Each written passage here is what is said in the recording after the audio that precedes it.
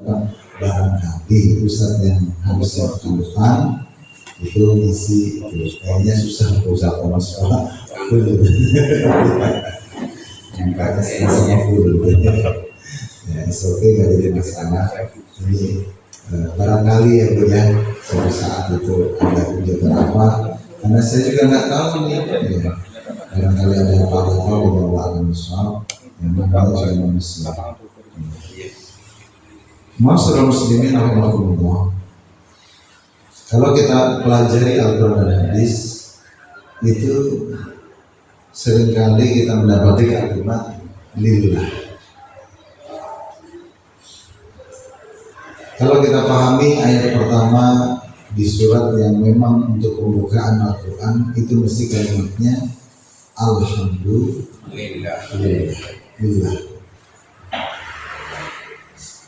Bahkan ketika kita mengalami kesulitan juga inna lillah. Kenapa sih Pak Ustadz kalau Allah nyebutnya lillah itu apa? Lillah itu artinya apa Ibu? Lillah itu milik Allah.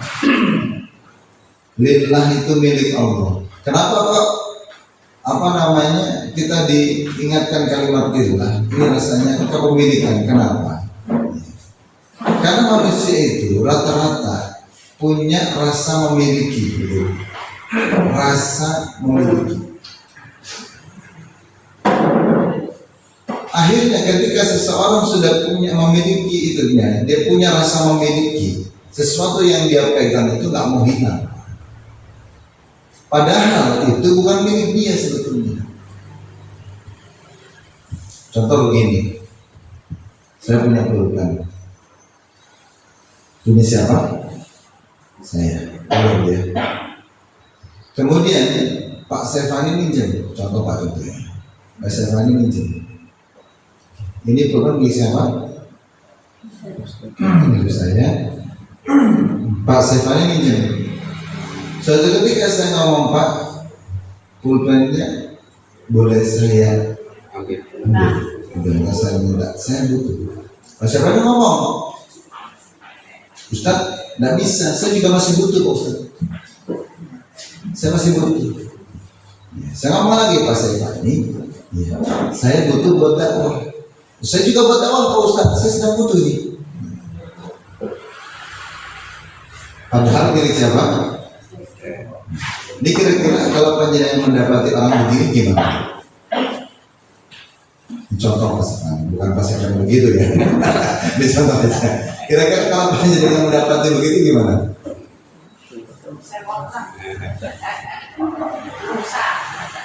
Primen, ini kan punya. Ya, kalau saya minta malah dia mempertahankan. Kenapa orang itu mempertahankan? Merasa memiliki. Ini gambaran bagi manusia.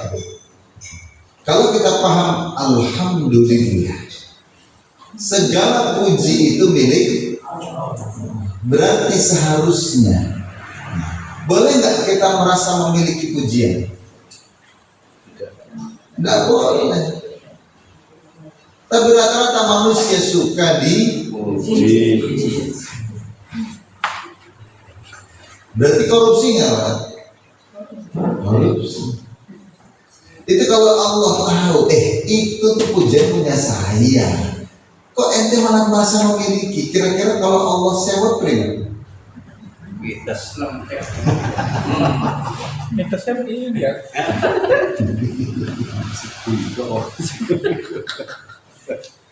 Jadi yang harus kita pelajari adalah kenapa ada kalimat Alhamdulillah, Innalillah. Yang apa yang kita pelajari Pak Ustadz? Hilangkan ya rasa memiliki.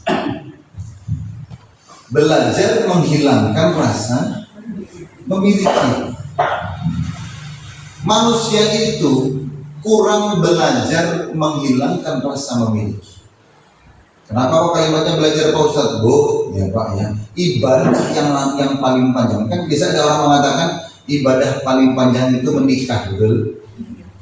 Betul ya Pak ya? Itu salah Pak. Salah itu. Kok salah Pak Ustadz? Fatal.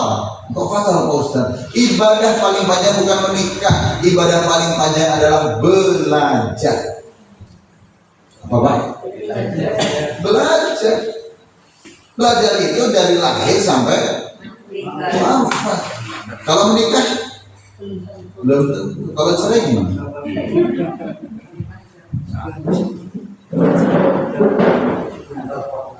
Kalau cerai kawin lagi Pak Ustaz kan? Kira kayak gitu.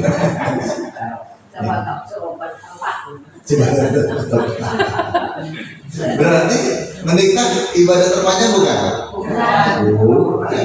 Antum menikah ketika sudah dewasa, ya kan? Tapi kalau belajar dari kecil sampai nanti wafat, maka saya katakan saat ini yang harus kita pelajari adalah belajar menghilangkan rasa apa? Memiliki. Orang yang merasa memiliki habis Pak hidupnya, mumet. Kenapa? Karena dia merasa memiliki, ketika diambil pusing dia.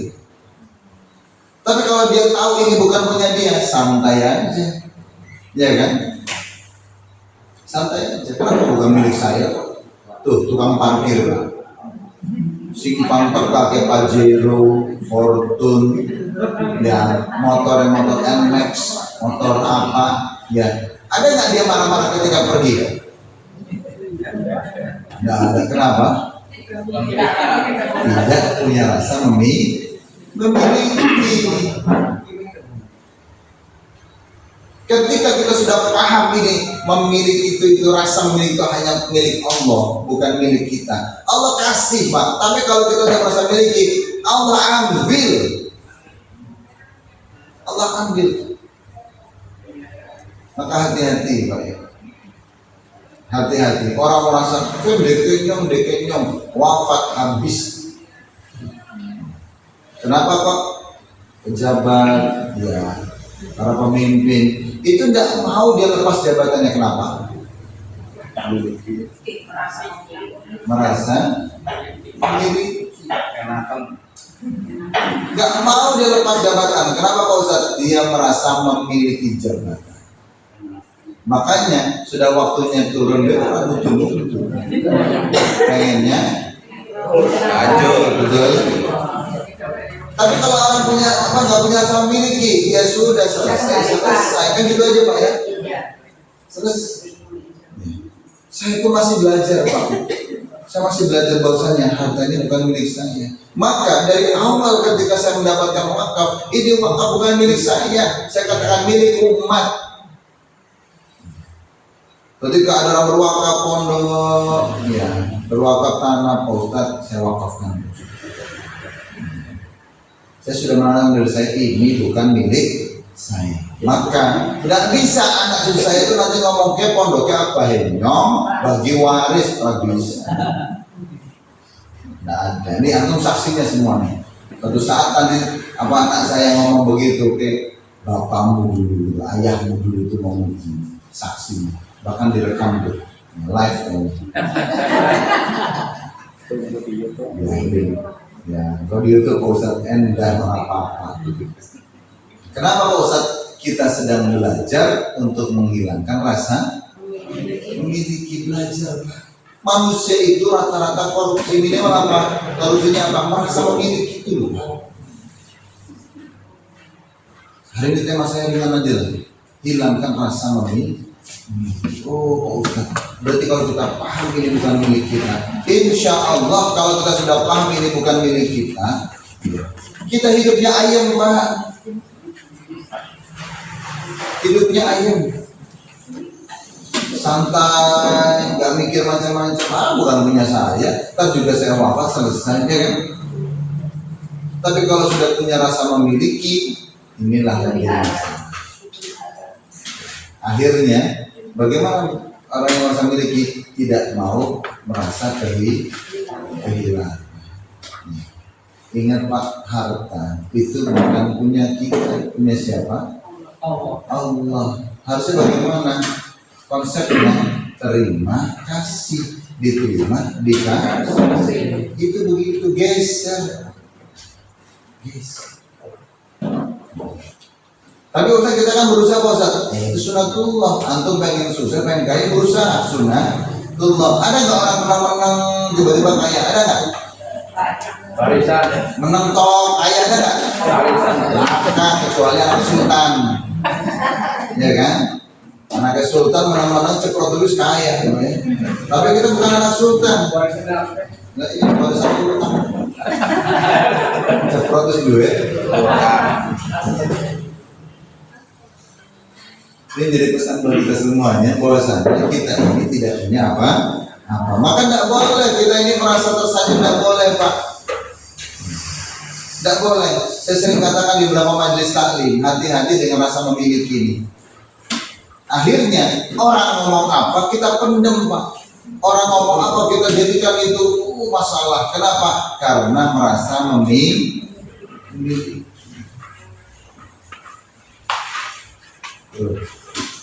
Orang di jabatan dia pengen apa ini, dia merasa memiliki, akhirnya bagaimana? Dia jabatan yang nggak mau hilang. Apapun dia lakukan, kalau perlu menjilat. Sekarang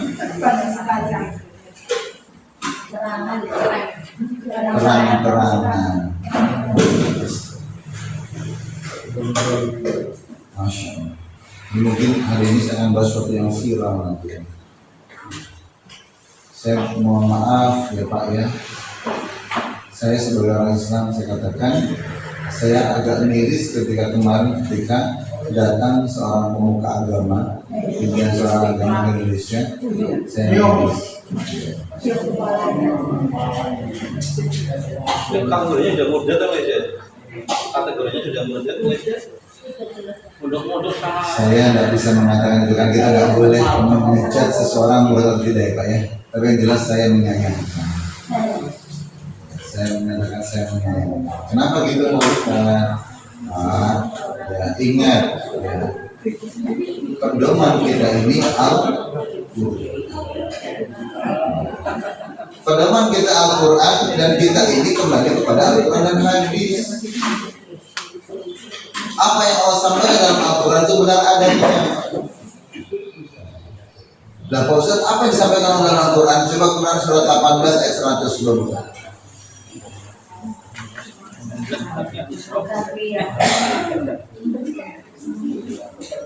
Al-Kahf ayat 100.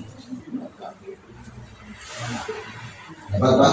Al-Kahf ayat 100. Al-Kahf.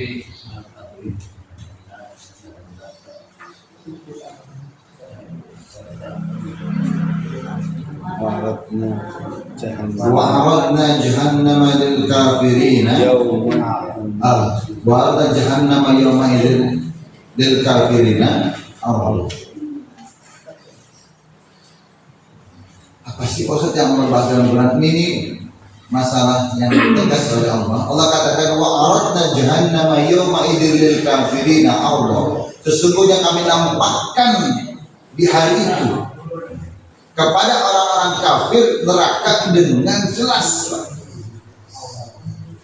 Apa sih Pak Ustaz yang Allah sampaikan dalam ayat ini? Tegas Allah sampaikan dalam ayat ini. Allah ingin menegaskan kepada kita teman bahwasanya neraka itu pasti adanya. Neraka pasti nggak Pak Bu? Ada nggak? Ada. Neraka ada, surga juga ada.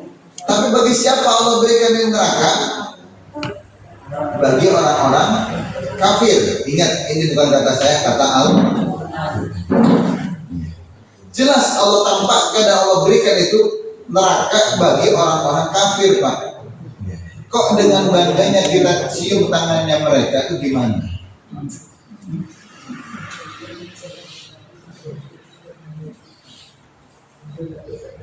Marwahnya Islam di mana? Ada nggak hadis yang mengatakan Rasulullah cium tangan orang kafir? Nah.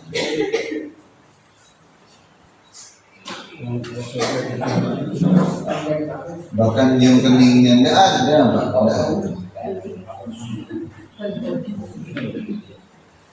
Lah Pak Ustaz, berarti neraka udah jelas lah.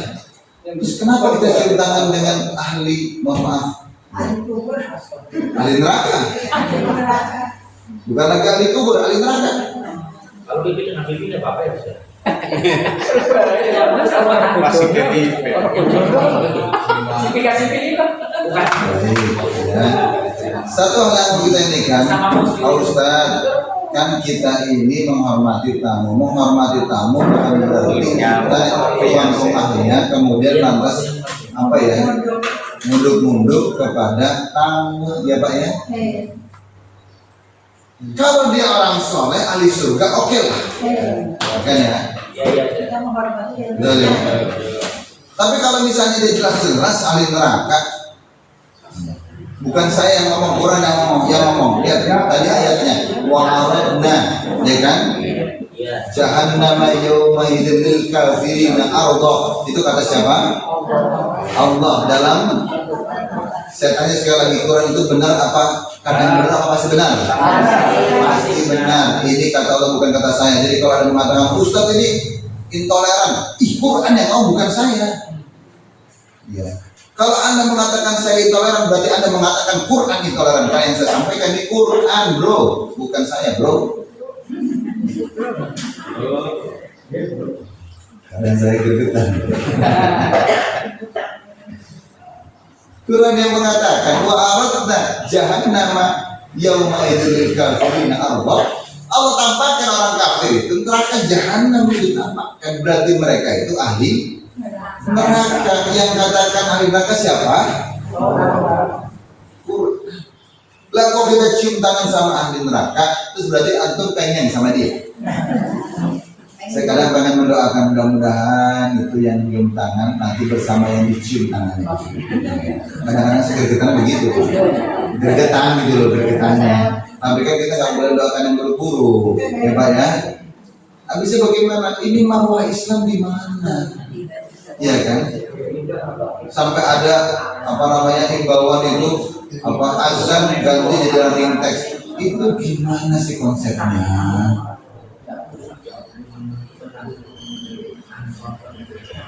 Benar nggak ada edaran itu? Ada ya? Jadi kalau saya bersihkan boleh nggak? Ada edaran seperti itu. Kalau saya bersihkan boleh nggak? Boleh. Saya warga negara, orang Islam, ya kan? Ya, maka saya bersihkan apa Pak Ustaz? Bersikap, Allah ini sudah berlebihan, tidak pantas. Ini sudah berlebihan. Pak Ustaz, apakah cuma orang kafir doang yang masuk neraka? Ada orang-orang lain yang masuk neraka. Siapa Pak Ustaz? Ayat keduanya, ayat setelahnya, satu-satunya itu. Siapa aja yang masuk neraka? Ya, yang mirip dengan mereka siapa? Alladzina, lihat ayat 101-nya itu. Betul nggak? Alladzina kanat a'yunuhum fi ghita'in an dzikri wa kanu la yastati'una alladzina kanat a'yunuhum fi ghita'in an dzikri, yaitu orang-orang yang menutup matanya dari zikrullah. Apa itu zikrullah? Tidak hanya berzikir subhanallah, enggak. Quran itu ya, inna nahnu nazzalna dzikra, berarti Quran diturunkan untuk sebagai zikir. Berarti ya orang-orang yang dikategorikan masuk neraka yaitu orang-orang yang menutup matanya dari Al-Quran. Maksudnya bagaimana Pak Ustaz? Dia nggak baca, kalaupun baca dan dia pahami, kalaupun dia pahami dia tidak melakukan, itu artinya dia tutup matanya dari Al-Quran. Oke, sekarang Pak Ustaz, apa sih tuntunan Quran terkait tentang bermuamalah dengan non muslim, dengan orang-orang kafir? Itu bagaimana sih Pak Ustaz bermuamalahnya? Perintah Quran 4829. Bukan 4829. Quran surat 48 ayat 29.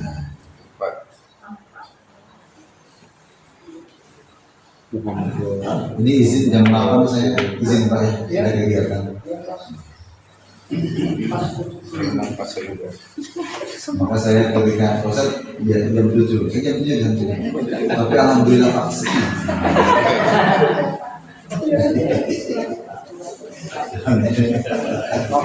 Tapi itu kan dari Pak Nazarudin Umarnya kan itu juga beralasan juga dari Al-Quran juga ya.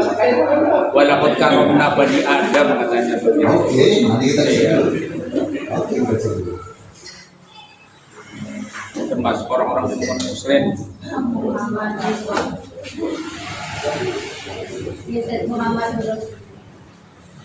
Muhammadur Rasulullah walladzina ma'ahu asyadda'u 'alal kuffar ruhama'u bainahum arahum ruk'an sujada yabtaguna fadlan min Allah wa ridwan. Ustaz, ini dasarnya dulu ya. Kita ambil yang awal dulu aja. Muhammadur Rasulullah, Muhammad itu benar-benar utusan Allah, utusan Allah. Ini menandakan statement yang tegas bahwasanya Muhammad itu benar-benar utusan Allah. Jelas Pak ya? Benar-benar utusan Allah. Maka kalau sudah statement itu disampaikan, kita ya sebagai umat Islam harus yang mengikuti utusan Allah. Kan gitu ya? Statement jelas. Oh berarti kalau Ustaz kita belum mengambil contoh dari siapa? Nabi Muhammad, karena beliau utusan Allah. Jelas. Sebagaimana walladzina ma'ahu, dan orang-orang bersama Nabi Muhammad yaitu umatnya. Ini kan sekarang lagi rame tentang bicara umat Nabi Muhammad ya, apalagi Maulid nih. Di Maulid banyak orang yang ribut. Kalau jadi umat Nabi Muhammad selawatan, gitu ya Pak ya. Bahkan ini mohon maaf, hadis yang sering digunakan di bulan-bulan Rabiul Awal biasanya wa man ahabbani kana ma'i fil jannah. Barang siapa yang cinta terhadapku, sesungguhnya dia bersamaku di surga. Gitu ya Pak ya. Ini kalau hadisnya dipotong dari situ Pak, maka penafsiran cinta itu akan kemana-mana. Ya kan? Akhirnya penafsirannya macam-macam. Iya. Jadi kemana-mana itu Pak. Apakah cinta Rasul cuma sekedar salawatan? Tidak. Hadisnya itu ada awalnya. Ini sering saya jelaskan di bulan Rabiul Awal nih. Hadis awal itu man ahya sunnati faqad ahabbani wa man ahabbani kana ma'i fil jannah. Barang siapa yang menghidupkan sunnahku, sesungguhnya dia cinta terhadapku, dan barang siapa yang cinta terhadapku, sesungguhnya dia bersamaku di surga.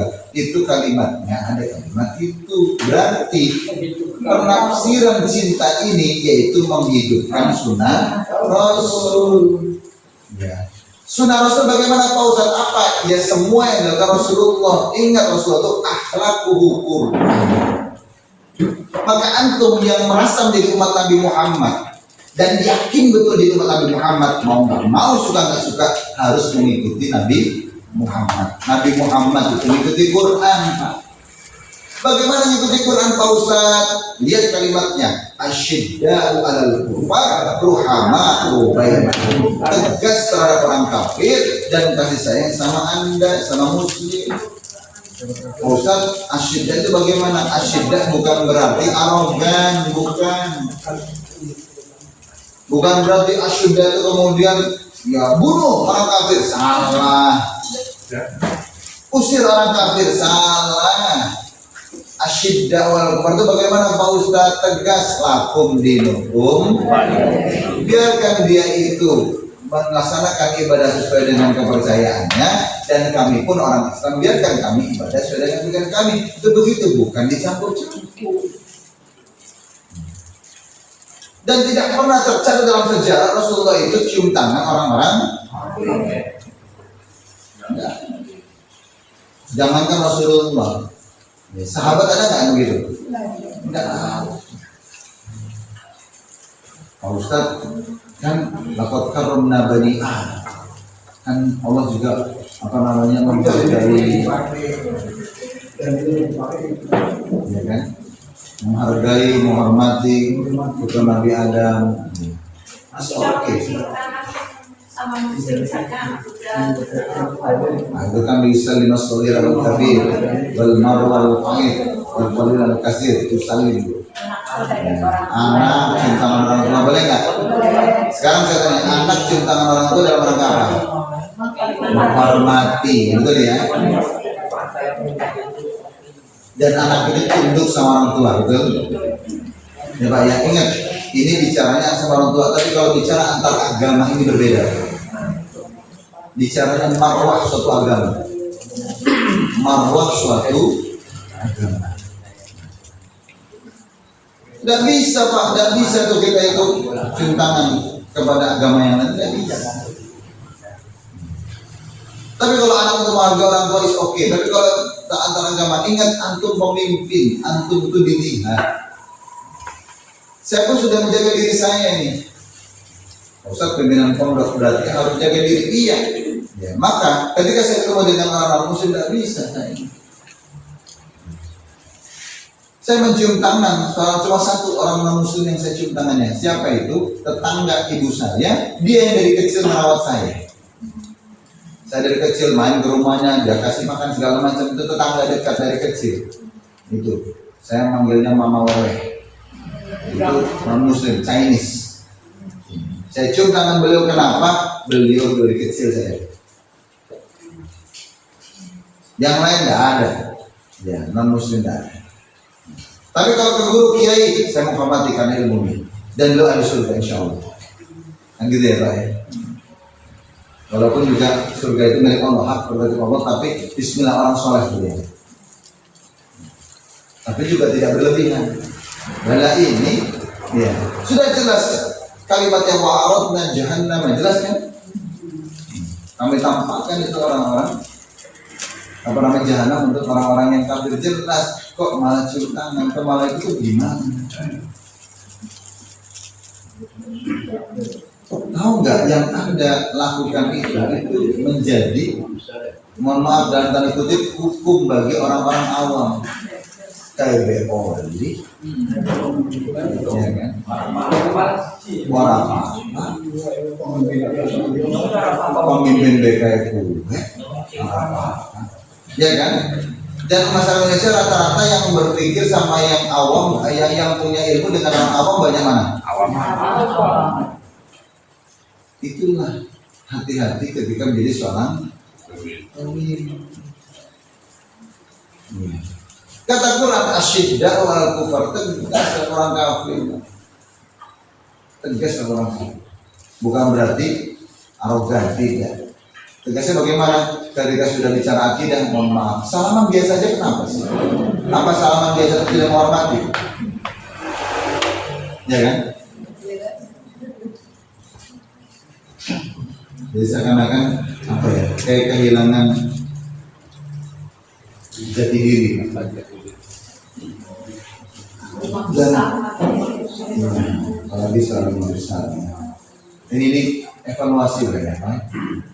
Maka kita jangan sampai seperti ini. Saya akhirnya kayak repot memperbaiki karena beberapa orang sudah ngomong Pak Ustadz, itu aja boleh Pak Ustadz gitu. Akhirnya punya PR lagi, sudah PR ulama itu banyak PR yang untuk memperbaiki umat, ini ditambahin PR lagi. Beban lagi.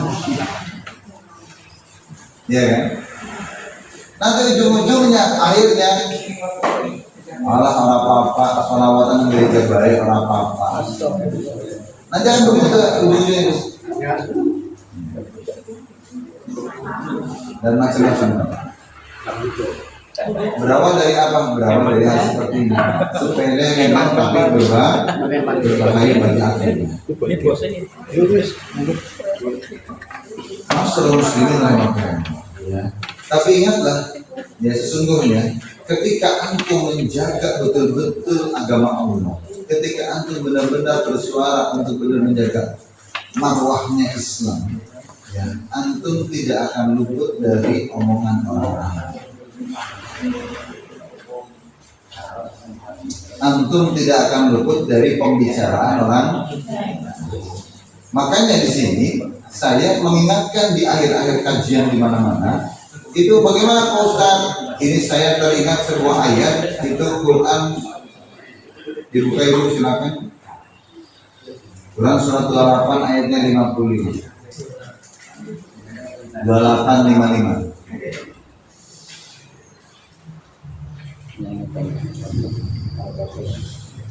Quran surat 28 ayat 55.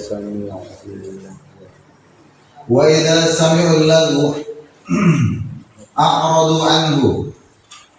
Lanjutkan. Wa qalu lana a'maluna salamun alaikum. Dapat itu? 28 kita lihat. Pak Ustadz, kita ini bersuara Pak Ustadz. Ketika kita bersuara menyampaikan kebenaran, ingat antum tidak akan luput dari omongan orang lain. Makanya Allah ingatkan nih. Apa Pak Ustadz? Wa idza sami'ul lagwa. Kalau kalian mendengar lagun itu, kalau diartikan di Quran ini, itu perkataan buruk ya. Tapi sebetulnya ini umum, baik itu perkataan buruk maupun perkataan baik.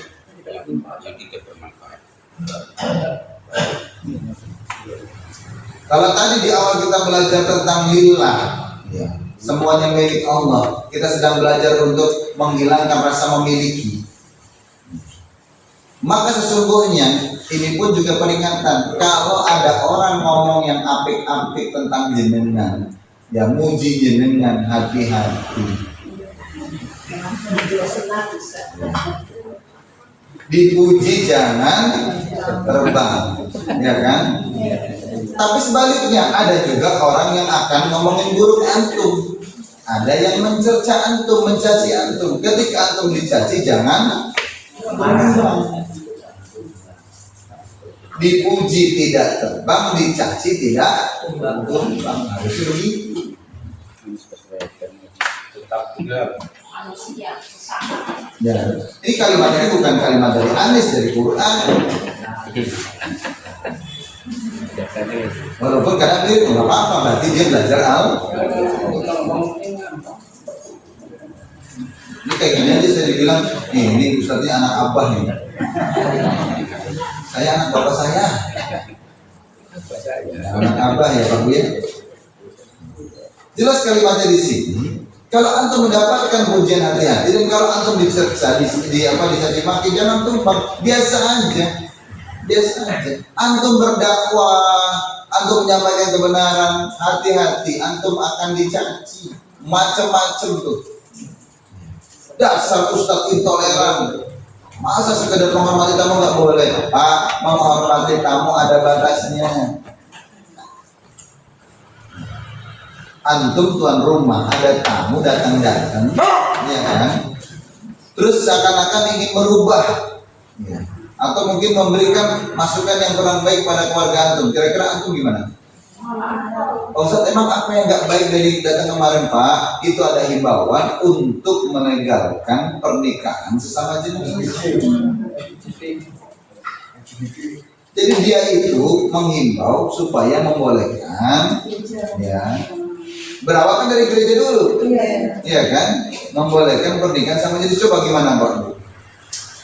Gara-gara dia membolehkan, akhirnya ya orang Islam atau mungkin Indonesia, jangan Islam Indonesia hancur Pak. Yang namanya sesama jenis dinilai dari berilmu manapun itu udah error Pak. Ilmu psikologis error, ilmu biologis error, ya kan? Mana ada itu yang namanya hewan birahi, hewan betina, misalnya sapi betina birahi datang sapi betina lain, ada nggak? Nggak ada. Jago ya garo balkon gitu ya Pak ya. Ya kan? Ada nggak jago datangi jago lain? Gelut, jago sama jago gelut ya Pak ya. Ya kan? Jago tekani babon ya kan? Nggak bisa, nggak ada babon tekani babon. Yang ada babon sama babon itu biasanya bareng-bareng makan bareng ayam gitu.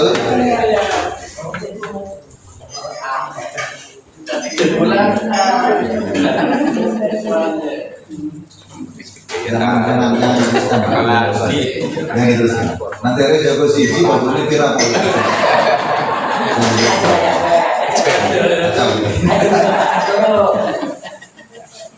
Ya, saya kepala.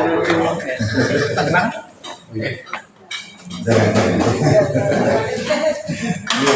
Apa nanti ibu enggak? Ya protes dulu Pak. sih Pak? Ya, permasalahan dunia ini salah satunya itu ya. Tahu kenapa itu di Jepang? Jepang saja, ya Jepang saja. Ya, itu ada yang meneliti 60 tahun yang akan datang Jepang punah. Tahu kenapa? Satu, mereka nggak mau menikah. Dua, kalau menikah nggak mau punya anak. Tapi mereka menikahnya bukan sama jenis. Ya Pak ya, mereka yang menikahnya berlain jenis aja nggak mau punya anak, itu akhirnya mengalami kepunahan. Lah ini malah dilegalkan sama jenis kriminal. Coba Pak. Akhirnya nanti akan lahir itu yang namanya apa namanya laki-laki presto. Kalau laki-laki presto, laki-laki tulang lunak. Ngerti? Apa Bu? Laki-laki tulang lunak. Melambai. Saya gregetan juga, nggak lagi begitu tongol, sebentar. Laki-laki itu ya rijal, rijal kowang itu bagaimana Pak Ustaz? Ya. Jantan laki-laki itu ya Pak ya. Laki-laki kayak begini gimana coba? Coba jangan punya ayam jago, tapi kayak babon bener. Sorok.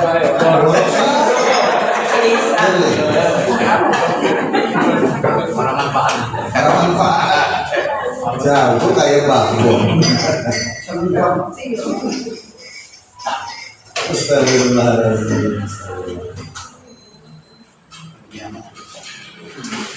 Ini ya, makanya dikatakan ya, selesailah. Itu menghormati bukan begitu caranya. Biarkan izinkan. Kalau persalahan biasa aja, kenapa sih? Ya kan?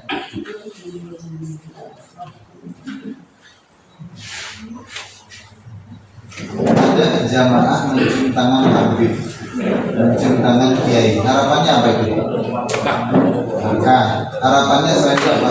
Bisa masuk surga dengan ulama orang itu kan ya. Nah, ini ada ulama, ada seorang besar cium tangannya. Nah, itu kira-kira primen.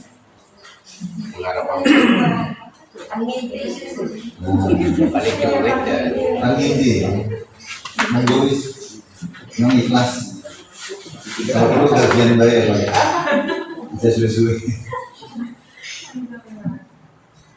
Ini hari ini temanya sedang menggelitik sekali dan ya saya hanya menyampaikan apa yang ada di dalam Al-Quran. Miris, miris. Makanya saya teringat sebuah hadis. Jadi hadis ini diriwayatkan oleh Imam At-Tirmidzi dan hadis ini menjadi pengingat buat semuanya, dan ini ternyata tidak tahu nanti panjenengan coba rasakan sendiri hadis ini. Ya. Kira-kira yang dikatakan Rasulullah ini benar apa enggak sih? Ya. Ini hadisnya diriwayatkan Imam At-Tirmidzi, Imam Ibnu Majah. Nama apa hadisnya diriwayatkan oleh Imam Ibnu Majah, nomor hadisnya 3277. Bagaimana hadisnya Rasulullah SAW? Saya di alan-nas sanawatin quda'at yusaddiqu fiha al-kadhib wa yukdhabu fiha as-shadiq wa yu'tamanu fiha al-kha'in wa yakhunu fiha al-amin wa yuntaqu fiha ar-raybidah. Kila, Umar Waibidah qala ar-rajulu tafa fi amril am. Akan datang sayati anas akan datang pada manusia sanawatin khuda'at, ya, tahun-tahun yang penuh dengan kedustaan. Akan datang pada manusia tahun-tahun yang penuh dengan kedustaan. Bagaimana cirinya Pak Ustaz? Ya, orang yang pembohong itu dipercaya.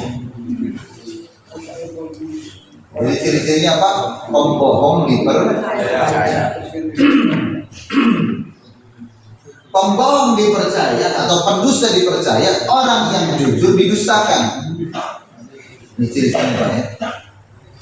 Pendusta dipercaya, orang yang jujur didustakan. Ciri pertama. Kira-kira mirip nggak? Oh, sudah. Nyata. Satu. Yang kedua Bapak Ustadz, pengkhianat diberikan amanah, orang yang amanah dikhianati. Pengkhianat diberikan amanah, orang yang menjaga amanah dikhianati.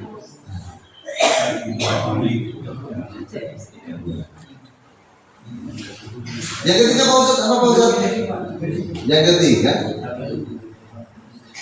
orang-orang Ruwaibidah sudah mulai berbicara. Para sahabat bertanya, ya, Umar Ruwaibidah, siapa itu? Apa itu Ruwaibidah? Kata Rasulullah, ya, ar-rajulu tafa fi amril amr. Orang bodoh, ya, dia ngurusi perkara umat. Orang bodoh diberikan jabatan, orang bodoh ngurusi perkara umat. Ya, dia sudah mulai bicara.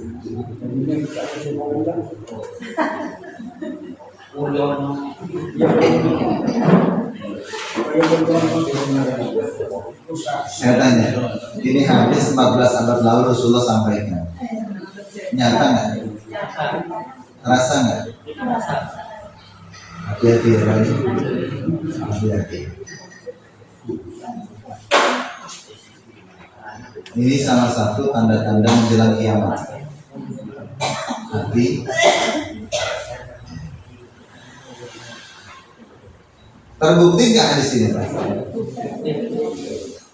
Orang yang pendusta dipercaya, orang yang jujur didustakan. Ada terjadi? Gak usah nyebut merek. Gak usah nyebut merek. Orang yang berkhianat diberikan amanah, orang yang menjaga amanah malah dikhianati. Maksud pengkhianat siapa contohnya Pak Ustaz? Koruptor ini pengkhianat Pak. Diberikan amanah untuk menjaga ngurusi perkara masyarakat umat, ya. Kok malah digunakan untuk perutnya sendiri, dirinya sendiri, keluarganya, sak kroni-kroninya. Pengkhianat gak?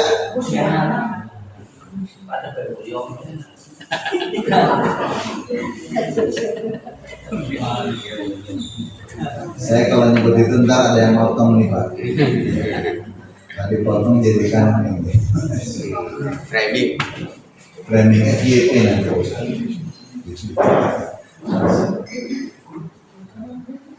Terus Pak, anehnya koruptor malah diberikan jabatan, ditambahkan jabatan, ya kan Pak ya? Malah orang yang menjaga amanah malah disingkirkan.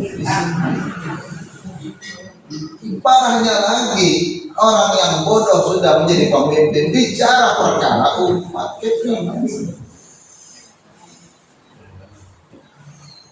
Astagfirullahaladzim, astagfirullah.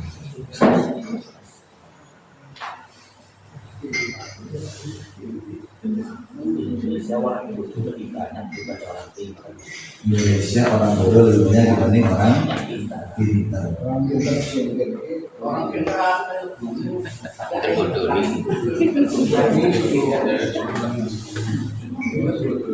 Kalau sudah tahu orang bodoh banyak, orang pintarnya kan harusnya memberantas kebodohan gitu kan ya, bukan malah dipelihara kan gitu tuh, ya kan? Kejadian sekarang, ya, biaya pendidikan mahal yang dikasih makan, makannya dipotong-potong. Itu memelihara kebodohan apa memberantas kebodohan? Memelihara kebodohan. Kenapa dipelihara kebodohan? Supaya dia ngambil suaranya gampang. Kalau di sekitar orang bisa untuk protes apa? Bu, Indonesia ini negara yang penuh dengan berkah Allah, nikmat Allah. Tapi kita rata-rata tidak merasakan kenapa? Karena pemimpinnya. Kalau pemimpinnya benar-benar bertakwa dan beriman kepada Allah, menjaga amanah, insya Allah masyarakatnya aman. Itu kan ada di Quran surat ke-7 ayat 96. Walau anna ahlal qura amanu wattaqau la fatahna 'alaihim barakatin minas sama'i wal ardh walakin kadzdzabu fa akhadnahum bima kanu yaksibun. Quran surat ke-7 ayat 96. Cek. Tentu nabu. Kalau salah saya cari lagi saya perbaiki. Betul. Allah katakan walau anna ahlal qura amanu wattaqau, seandainya jika apabila suatu negeri itu beriman dan bertakwa, la fatahna 'alaihim barakatin minas sama'i wal ardh, Allah akan bukakan keberkahan dari langit dan bumi. Indonesia bukan berkah apa-apa, satu negara yang punya gunung emas, tapi masyarakatnya miskin. Uni Emirat Arab cuma punya ladang minyak, bisa buat Burj Khalifah. Masyarakatnya disejahterakan, sekolah gratis, mau menikah pun juga hajatannya dibiayai. Setelah menikah dikasih rumah gratis, tuh Pak. Padahal cuma punya ladang. Indonesia punya gunung emas dikeruki puluhan tahun, Pak. Tidak hanya itu, tembaga, nikel, apa semua punya, timah ya punya, batu bara ya punya, bisa ngutangi akeh, kasih error siapa?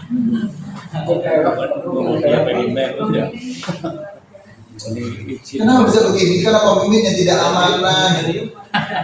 Dia hanya memperkaya dirinya, perutnya, keluarganya, sakral.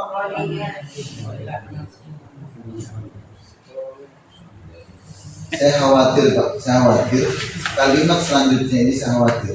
Walakin kadzdzabu fa akhadnahum bima kanu yaksibun.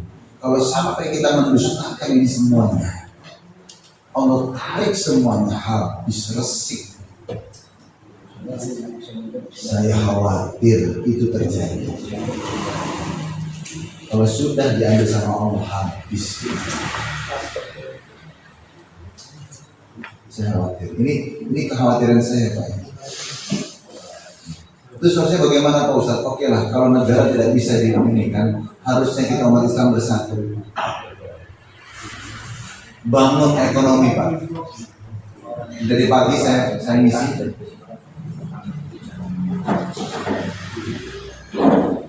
Ngisi kajian di Islamic Center itu ada hadis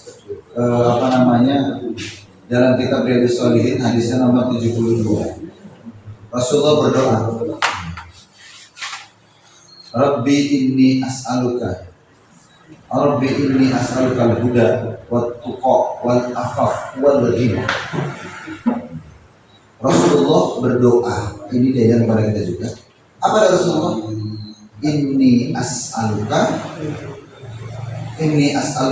tuqa, ini as'aluka al-huda wat-tuqa wal-afaf wal-ghina. Minta hidayah. Yang kedua ketakwaan, yang ketiga menjaga diri, afaf, yang keempat ghina, kekayaan. Nah, kalimat ghina ini unik Pak. Ada dua penafsiran. Yang pertama, ghina itu diartikan kekayaan hati. Yang kedua, ghina itu benar-benar kekayaan materi. Bagi saya umat Islam itu harus kaya hati plus kaya materi. Kenapa Pak Ustadz? Kalau antum kaya materi, antum bisa bantu apapun. Kenapa kok itu 17 Agustus 96 nggak di depan? Kenapa? Mereka punya duit, betul? Benar nggak Pak? Kenapa kok mereka tunduk semuanya dengan para konglomerat? Karena konglomerat punya duit. Benar nggak Pak? Pak Ustadz, Katanya kita nggak boleh jadi orang kaya untuk dunia. Pak, hubud dunia itu kalau kekayaan hanya untuk diri sendiri itu hubud dunia. Tapi kalau kekayaan dalam rangka supaya kita berzakat, berwakaf, berinfak yang banyak, itu bukan hubud dunia, Pak. Bisa memakmurkan. Sekarang saya tanya, sering Rasulullah orang kaya apa orang miskin? Utsman bin Affan kaya nggak? Abdurrahman bin Auf kaya nggak? Kaya. Abu Bakar As-Siddiq itu juga kaya, Pak. Umar bin Khattab kaya, jangan salah antum. Nah, Ustaz itu bilang Bilal bin Rabah memang dari budaknya nggak punya apa-apa, dibebaskan, diperdekakan oleh Abu Bakar As-Siddiq. Setelah itu dia ikut Rasulullah sampai dia bisa mewakafkan masjid itu. Berarti ada materi nggak? Kalau nggak punya materi gimana? Itu bisa berwakaf. Maka kalau bagi saya umat Islam kudu kaya.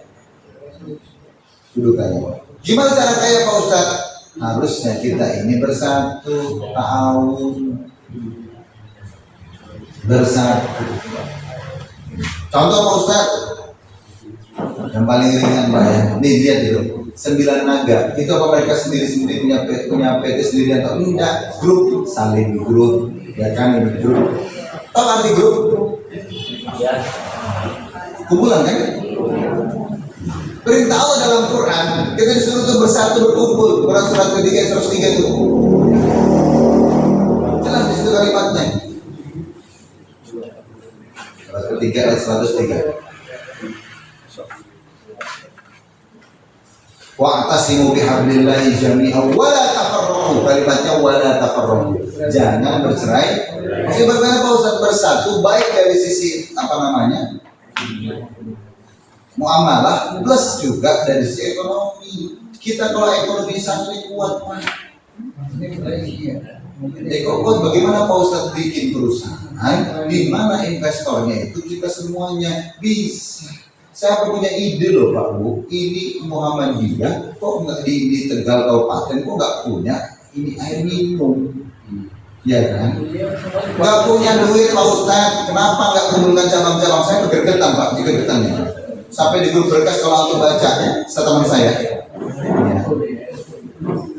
Diawali dari Ustadz Agus Jazuli, berkas. Ikut ini nggak grup berkasnya? Enggak ya? Yang itu grup berkas, itu kan Ustadz Agus Jazuli. Beliau nge-share apa namanya 9 naga menguasai air, ada klub, ada apa dia, gitu ya Bu ya. Nah, itu kan semuanya 9 naga itu. Pertanyaannya, kenapa kok Islam tidak ada? Karena kita tidak mau berusaha menjadi kompetitor, nggak mau bersatu. Sekedar air minum putih jadi kuasai mereka. Kenapa nggak kita buat sendiri sih? Kalau emang nggak mampu secara nasional, kalau usah kita punya suli kemahalan Pak. Kenapa antum nggak membuat produk kedua yang di bawahnya suli? Ya kan? Yang terjangkau. Aqua sama Fit itu satu produk. Yang Fit itu menengah ke bawah, Aqua menengah ke atas. Bikin 2 dong, suli menengah ke atas, Aqua menengah ke bawah lagi. Apalah produknya ya? Menengah ke bawah. Kalau emang nggak bisa, nih kota kabupaten buat dulu lah. Saya juga mau di kabupaten itu. Kalau bisa gampang, karena bagaimana kau punya duit Pak Ustadz, nggak punya duit gampang. Kumpulkan cabang-cabang investasi. Nanti cabang-cabang jadi agen juga, gitu ya. Cabang akhirnya berkembang karena apa punya penghasilan, paham ya? Profesional. Harganya jangan jauh-jauh dari harga riba. Ya, lebih murah 500 rupiah itu lebih murah Pak, atau minimal sama lah. Teman kita ranting sudah ada yang punya usaha air. Enofit namanya. Aktif di ranting kami tapi masih galon selama ini. Belum pakai yang jelas dan botol. Kita bicarakan. Ini permasalahannya untuk beli mesinnya itu yang belum mampu. Pak, kalau dia pegang ranting, itu sudah jarang kan? Nah, iya paham sudah jalan, tapi dia nggak kuat. Ya harusnya ini intervensi dari PDM. Paham Pak ya? PDM punya gitu loh air, di mana investornya itu adalah cabang-cabang. Nanti PDM akan mengatakan cabang selain investor nanti dapat bagi hasil. Ingat harus profesional ya. Islam harus profesional. Catatan dengan jelas, bagi hasil dengan jelas. Berapa bagiannya. Karena kalau mohon maaf Pak, di Muhammadiyah ini kalau satu ranting yang ini kan yang lain nggak merasa memiliki. Itu udah udah jelas Pak. Sama itu hukum manusia. Itu yang namanya 9 naga, saling grup segala macam. Itu yang di grup itu harus memiliki, tapi yang lain nggak merasa memiliki Pak. Ini harusnya Muhammadiyah dari PDM-nya. Paham ya Pak? Bikin satu kaum yang memang air tadi. Ya. Orang yang bikin air tadi, oke lah, rekrut dia sebagai pekerja di situ. Ya, kepala kaum tadi ya Pak ya. Jadi bukan milik pribadi. Kalau milik pribadi, ya nanti itu yang lain akan ini milik semua cabang investasi di situ, semuanya ada ininya, baru diberikan. Pak Ustadz alatnya mahal. Nah kalau semua cabang investasi, ya kan, ingat investasi bukan wakaf ya. Investasi dapat bagi hasil nggak? Kira-kira kalau bagi hasil senang nggak cabang? Semangat nggak? Bagi hasil yang jelas, yang bagi hasilnya banyak ya kan investasinya banyak, yang sedikit sesuai, adil. Nanti cabang juga jadi agen, dia dapat untung dari penjualnya plus dapat bagi hasilnya, kan bisa. Ya kan? Jangan ranting sendiri. Kemarin pun di kabupaten itu ada Ustaz, ini pondok ini pengen buat sedang, jangan. PDN yang harus buat dari majelis ekonominya, bikin seperti RSI gitu loh Pak. Profesional, ada direkturnya, ada pegawainya, jelas profesional, digaji direkturnya, pegawainya digaji, plus nanti agen-agennya siapa, agen-agennya cabang ranting kan begitu. Cabang ranting juga punya masa sendiri, kenapa? Dia punya investasi di situ. Ini solusi loh Pak. Saya pelajari Quran. Bahasanya jangan macam-macam, gampang aja, air berkah atau air bahagia yang minum ya bego. Ya kan, simpel kan? Air bahagia, jadi yang minum ya kan. Ustaz BPOM mau Ustaz tulis sih untuk kalangan sendiri. Sebentar itu dulu, ya kan? Saya miris cabang ranting, ya ada pengajian isi klub minumnya. Leo ribet. Kenapa kita nggak bikin air bahagia? Jangan lagi mikir ada lambang Muhammadiyah. Ya ribet aja nggak ada lambang ini. Ya kan? Tulis di situ air bahagia untuk kalangan sendiri. Harapannya apa? Semoga yang minum air ini bahagia. Itu aja sih kamu. Ya kan? Minum lega alhamdulillah. Bahagia nggak Pak? Betul nggak? Nah, ini contoh lah ya, kalau mau dipakai silakan. Ya, saya nggak kasih hak cipta, nggak kena sih. Nah, itu ya paham ya Pak ya.